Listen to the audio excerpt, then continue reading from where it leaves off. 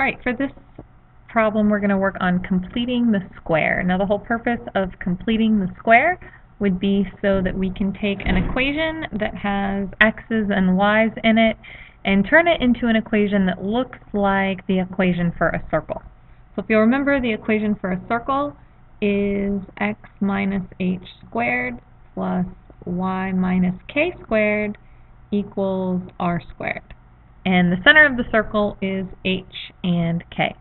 So obviously over here number 9 does not look like that because there are no parentheses, and so we're just going to go ahead and get started.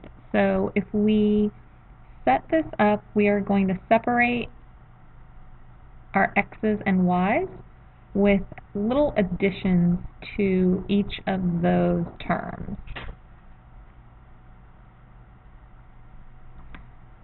So the reason why we want to add something to each of them is because we want to turn them into perfect square trinomials. Perfect square trinomials are great because they factor very nicely. They factor into simply a binomial squared. So as long as I take half of this middle term,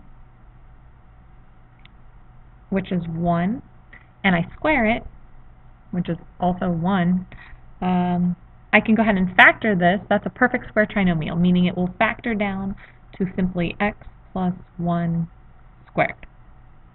Over here, I can take half of negative 10. I get negative 5. And I can square that, and I get 25.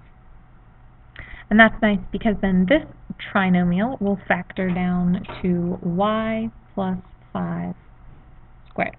Oh, I apologize. It would be y minus 5. You're always going to use the sign from whatever term you divided in half. And then since I added 2 things to the left side of the equation, I'm going to also need to add 2 things to the right. And whenever I simplify that, I will end up getting 81. So I can see now that this fits into my formula x minus h squared plus y minus k squared equals r squared, that the center is at negative 1, positive 5. It's always going to be the opposite of the numbers that were in the parentheses because the equation has a minus in it, which means h must have been a negative 1 to make it turn into a plus. And then your radius will always be whatever the square root of that number is. So in this one, our radius will be 9.